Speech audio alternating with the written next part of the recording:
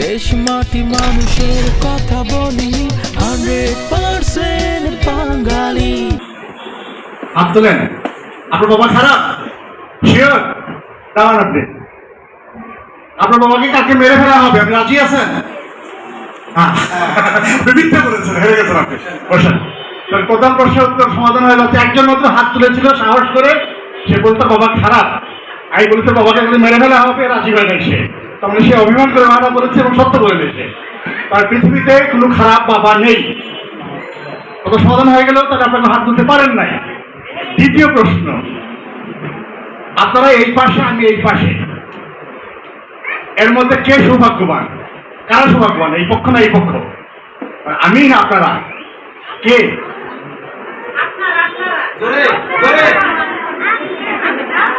আচ্ছা, একটা বাচ্চা বলেছে সে সুখী, মানে সে সমাজে সব সময় বুঝে না এগুলো। আর যারা বুদ্ধিমান তারা বলছে আমি সুখী। ব্যাপারটা তা না। একটু আগে তানজি বলছিল যে সে আমি মফস্বল থেকে এসেছি। মফস্বল কথার মানে হচ্ছে গ্রামের শহর বা জেলা শহর, মানে মফস্বল শহর। এটা আমি তার চাইতে দূর থেকে এসেছি। আমি একদম দ্বীপ গ্রামের ছেলে। তানজি বলছেন ভাবতে পারবেন না যে আমি কত কষ্ট করে এই জায়গায় এসেছি। তানজি ভাবতে পারবে না আমি তার চেয়ে কষ্ট করে এসেছি। ও বিশ্ব সাহিত্য কেন্দ্রের বই পেয়েছিল, আর আমি যে গ্রামে বাস করতাম মানে কোনো বই ধারণাই ছিল না। একমাত্র বই ছিল হচ্ছে আমাদের স্কুলের বাংলা পাঠ্য বই, ওইখানে পড়তে পারতাম আমরা। তো ছোটবেলায় আমার সকল বইয়ের লেখক বলতে যারা বইয়ে লিখে তারা আসলে বই লেখক, এরাই লেখক, এরাই কবি আমার কাছে। এবং যে বইটা লিখেছে, বই তৈরি করেছে যারা, ওরা হচ্ছে নায়ক আমার। তো আমি বড় হয়ে কলেজে পড়ার পর ঢাকা যখন পড়তে এলাম, আমি ফকিরাপুরে একটা মেসে থাকি। আমি প্রথম একজন লোককে পেলাম যে বই লেখা জড়িত, তার নাম হাশেম খান। ছবি আঁকেন, সব বইয়ের ছবি না রাখা। তোনাকে পেয়ে বললাম যে স্যার আপনি হাশেম খান, স্যার একটা ছবি তুলি স্যার আপনার সাথে। মনে হলো কোনো নায়কের সাথে ছবি তুলতেছি, সিনেমার নায়ক মনে হইলো। তো স্যার তাহলে আমি ছবি তুললাম। তার বহুদিন পর আমি যখন শিক্ষক হয়ে গিয়েছি এটা কলেজে, রাজু কলেজে, উত্তরা রাজু কলেজে, তো বৈঠকের মধ্যে একজন লোক আসলেন, তার নাম শফিউল আলম। আমার সন্দেহ হলো ক্লাস 5-এর আমি বই পড়েছি, ওখানে একজন নাম ছিল শফিউল আলম, মানে বই লেখকদের নামের তো তালিকার মধ্যে শফিউল আলম। হ্যাঁ, উনি পড়েছেন। তা আমি গিয়ে বললাম স্যার আপনার নাম কি শফিউল আলম? বলে হ্যাঁ। বলে আপনি স্যার ওই বইটা লিখেছিলেন, ক্লাস 5-এর বই আপনার লেখা, ওই যে জুলেখা পাশার মেয়ে তার ভারী অহংকার, আপনার করা? হ্যাঁ হ্যাঁ, আমি শফিউল আলম। বলে স্যার আপনাকে ছুঁয়ে দেখি একটুখানি। তাহলে আস্তে করে ছুঁইলাম। ঠিক আছে। তার অনেক বছর পরে আমি নিজে বই তৈরি করতে শুরু করলাম। 2012 সালে মাধ্যমিকের বাংলা বই আমার আব্দুল্লাহ আবু সাইদের তৈরি করা বই এগুলো। ও আমার বই পড়ে বড় হয়েছে, জানে না হয়তো। বাংলা বই আমার করা। এখন তোমরা যারা 1, 2, 3 যারা পড়ছো, যারা তোমাদের বাংলা বই দেখো, প্রথম নামটাই হচ্ছে ডক্টর শহীদ জিবরান। এই বইগুলো আমি করা। আমি কি তোদের নায়ক? মোটেই নয়, আমি তোদের ভিলেন। তাহলে কি হলো? পরিস্থিতি বদলে গেছে। আমার সময় যারা বই তৈরি করেছে নায়ক ছেলেরা, আমি ছুঁয়ে দেখছি। মানে এখন কি সাবান আবার সিজে কি করবেন? ছুঁয়ে দেখবেন না? আমি ছুঁয়ে দেখছি, ছবি তুলি। এই যে সাহেবী ভাই, আচ্ছা তুলবো, আমি তুলে যাবো। তো তাহলে আমি ভিলেন কেন আমি বলি? ও আমার খুশি করছে, কিন্তু ওর মা খুশি করছে আমাকে। আমি প্রমাণ বলি, আমি বইটা লেখার পরে ইউনিসেফ থেকে, মানে জাতিসংঘ থেকে একটা তদন্ত হলো, এটা প্রতিবেদন হবে, জরিপ হবে আর কি, বইটা কেমন হয়েছে। আমি ময়মনসিংহের একটা গ্রামের স্কুলে গিয়েছি। আমি গিয়ে বইটা কেমন তাদের লাগছে জানার চেষ্টা করছি। আমি প্রথমে মজা করলাম, ক্লাসরুমে বললাম যে সবাই দরজা জানলা বন্ধ করে দাও। ওরা একটু সন্দেহ থেকে চাকাইলো যে এই লোকটা বোধহয় ঝামেলাটা অনেক কিছু করবে, ওই দরজা লাগায় মারধর করবে আমাদেরকে। এখন বন্ধ করে দাও। ওরা বন্ধ করলো ভয়ে ভয়ে। বললাম আচ্ছা ঠিক আছে, রুমের মধ্যে আসলে তোমরা আর আমি, আর কেউ নেই। তোমাদের মাস্টার মশাইও নাই, আমিও নাই, মানে আমি আর তুমি সব কেউ নাই। তোমাদের মাস্টার মশাই কেউ বিচার করার লোক নেই এখানে। তোমরা যা বলবে আমি কথা দিচ্ছি, আমি কাউকে বলবো না, আর আমি যা বলবো তোমরা আমাকে বলবে না, ঠিক আছে? তো আমি কথা বললাম যে বইটা যে করেছি এটা খুব খারাপ কাজ করেছে আমি জানি। তোমরা এই সময় খেলতে পারতে, মারামারি করতে পারতে, প্রেম করতে পারতে, বড়াবড়ি করতে পারবে, বই আটকে ফেলেছে। ওরা শত তৈরি হচ্ছে না। তো হ্যাঁ হ্যাঁ, তাই তো। ওরা বললো আচ্ছা ঠিক আছে। যদি তোমাদেরকে একদিনের জন্য এই দেশে শেখ হাসিনা করে দেওয়া হয়, একদিনের জন্য রাজা, তুমি একটা মাত্র ইচ্ছা পূরণ করতে পারবে, তোমরা কি করবে?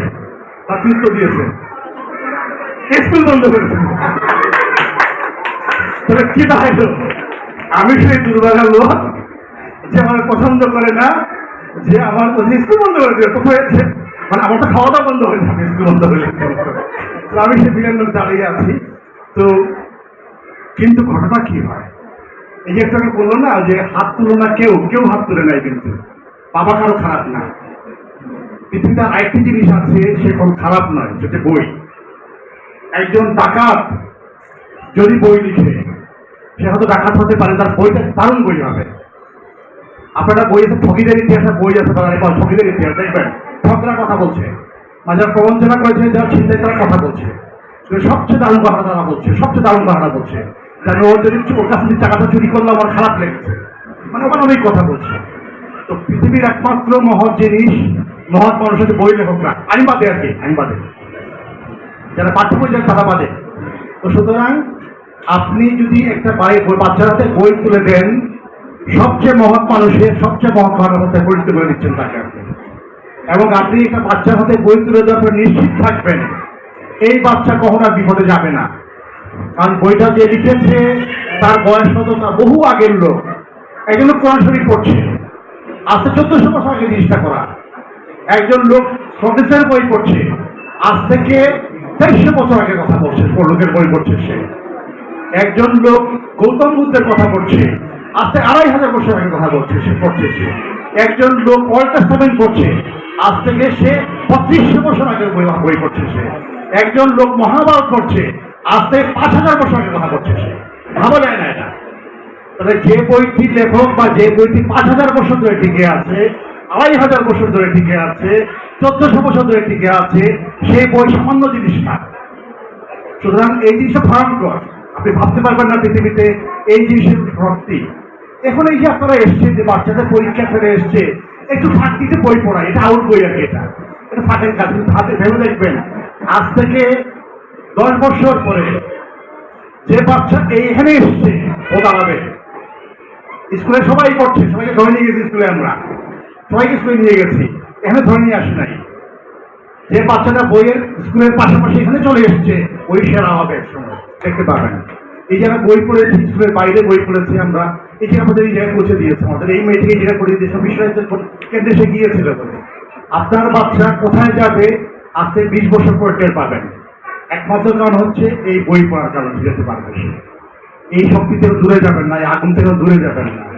আপনি যারা এসছেন, আমি শৈশবে আমি দুর্ভাগ্যবান লোক ছিলাম, আমি দুর্ভাগা, আপনারা সৌভাগ্যবান, আপনারা আপনাদের বাচ্চারা সৌভাগ্যবান যারা এই বয়সে এই সুযোগ পেয়েছে, এই অমূল্য সুযোগ, এটাই পাইনি। আপনারা আপনার বাচ্চা পেয়েছে, আপনার বাচ্চারা বহু বহু দূর যাবে। তো আপনাদের সেই বহু দূর যাওয়ার স্বপ্ন থাকুক, আর বয়সে থাকুন। ধন্যবাদ।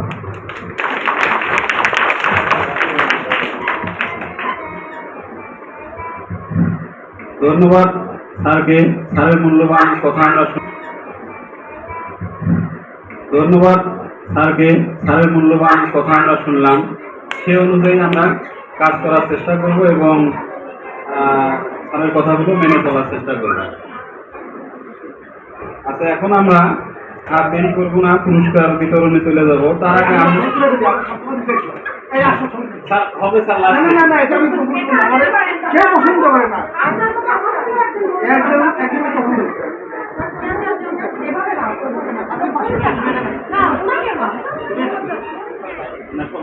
একজন লোক আমার সাথে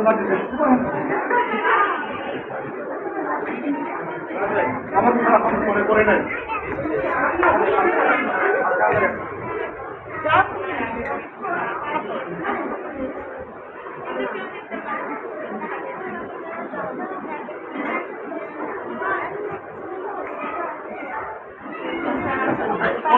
ধন্যবাদ সাজিদ তোমাকে। একটু প্লিজ আমরা পুরস্কার বিতরণটা করি, আর থাকবে